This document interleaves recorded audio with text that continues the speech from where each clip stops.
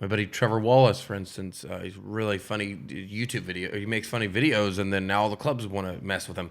Trevor Noah. Yeah. Not a fan at all. Not a fan at all. I hate that guy. Oh, yeah. I'll say it on air. Did you like Jon Guy Stewart? steals jokes. Oh, does he? Yeah. Jon Stewart was great. Wait, I like Jon Stewart Was that better than- documented? Yes. Oh, really? Yes. This guy named David Cow in South Africa made a show as an ode to him called I Did These Jokes First.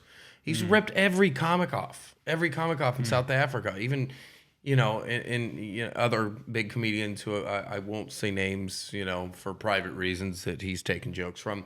And it's like you built your empire off the backs of other people's hard works. I'm sorry, I can't respect that and never will. Same with Amy Schumer. I just can't respect. That's the one golden rule. Yeah, I remember when that came out too. Go be a hack. I don't care, but don't steal other people's work. There's no artistic infringement in stand-up. You can't copyright jokes. Somebody else worked their ass off to create this brilliant joke, and you can just snag it from them and make money off that. That's why the whole thing with the internet guys, the fat Jew and fuck Jerry. Yeah. Same thing, man. It's like, screw these guys. Don't support them. And yet you said your favorite comedian was Robin Williams.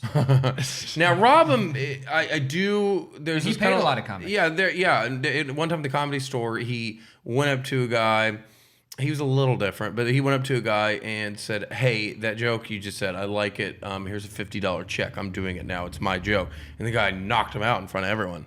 But he used to go up write checks to dudes, So there was some type of decency to. I mean, it's still crappy. At least He he did admitted steal it. jokes, but at least he'd be like, instead of just taking someone else's joke, and he'd be like, "Listen, I'm gonna take that joke from you, but I'm gonna pay you." So there was at least Some that. kind of compensation, There's some something? compensation. Yeah, Yeah. some bigger comedian said, "Hey man, I love your closer right now. Here's $2,000.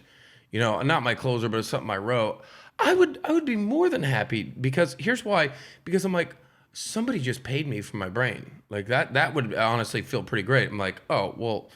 I can go write more jokes. I feel pretty good about that. And that's not joke stealing, but if somebody says, "By the way, this joke's mine. Here's a check," you don't even have a choice.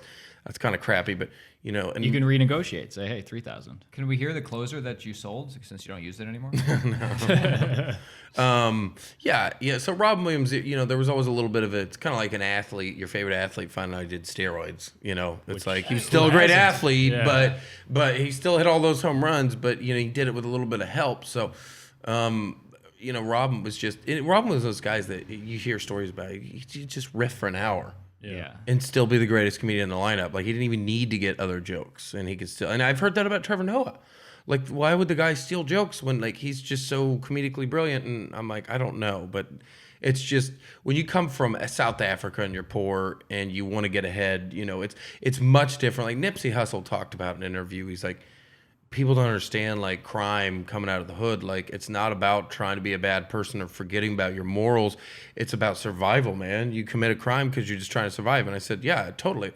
So it's the same thing with Trevor Noah. You're probably trying to get ahead. You don't want to steal jokes, and you're trying to get out of, a crappy situation, and you want to move to America. So you do whatever you can. I get it.